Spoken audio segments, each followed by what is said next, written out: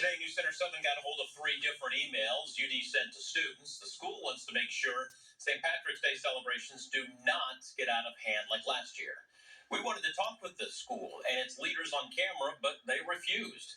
What it does not want is a repeat, as I said, of last year, where people flipped cars, threw things at police, and people got arrested. In the emails, UD told students they must have their IDs on them at all times, and there will not be any parking for guests St. Patrick's Day weekend. It also reminds students about the city's new ordinance, giving police the power to shut down nuisance parties. Can you tell that the university seems to be taking it way more seriously than past years?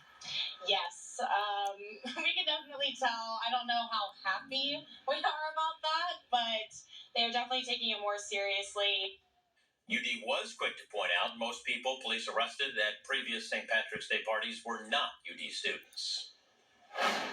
Storm Center 7 weather specialist Nick Dunn joins us. Here we are. What are we, 7-8 days into March? Yeah. It's been a soggy March so far, my friend. Yeah, we've had a couple of very rainy days so far, and unfortunately, we're about to add to that across the Miami Valley. Let's take a look at just how much rain we've seen so far this month.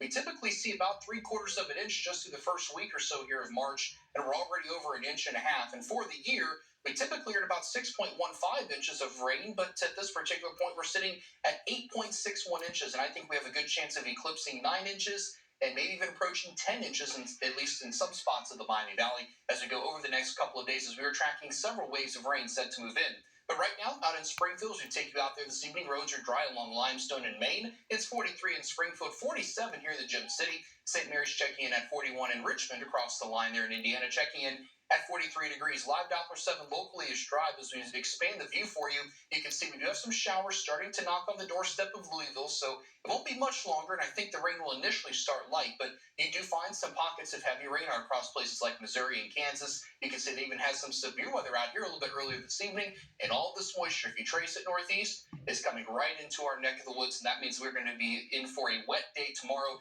and even into Saturday as well. At the bus stop tomorrow morning, again, I think we start dry first thing. The kids may just want a light jacket to start off, 45 degrees. But make sure it's a rain jacket, because by the afternoon, we do anticipate some showers moving in, but temperatures at least will be pretty mild.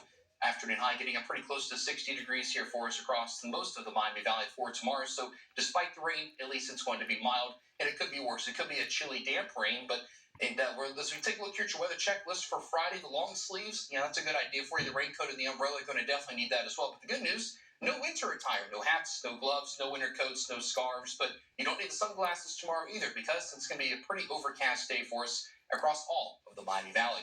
Here's a look at the latest run and futurecast. Again, through tonight, we're still dry, just mostly cloudy skies sticking around with us. Through tomorrow morning, any rain that we see likely to be pretty light, at least initially. But as we get towards afternoon and evening, here's a look at your drive home. Could be pretty soggy across the Miami Valley. We'll be tracking this for you. A few pockets of some moderate rain as well. You can see that indicated there by the yellows and oranges. And that continues right on into Saturday morning. By 5 o'clock, we see still some leftover showers. This run and futurecast would actually dry us out for Saturday afternoon. This is a new trend. We'll have to wait and see if this is something that's going to stick, or maybe this was just one model run. Let's kind of see what ends up happening with that. But rainfall totals, these things are a little interesting here, because through Friday night, we're not looking at a ton of rain. As we get towards Saturday, when we start to see those rainfall totals increase, in some spots could see upwards of a couple of inches of rain. But for tonight, we're down to 45 degrees, staying dry and cool for us. And your Storm Center 7-day forecast shows rain through Saturday. It's going to turn windy with gusts upwards of 30 miles per hour. A couple of flurries, James, on Sunday, and then we dry it out and warm it up through next week. All right, sir, thank you. Saturday, we would love to see you at our 7 Circle of Kindness food drive. This is to benefit Miami Valley Meals. It goes from 8 a.m. to 1 in the afternoon. Again, Saturday at the Walmart on Miller Lane in Butler Township, and the Walmart on Kings Ridge Road. That's by the Dayton Mall. We're looking for non-perishable items. You can check out the VHI.com's homepage and click on the 7 Circle of Kindness tab for additional information. This month's primary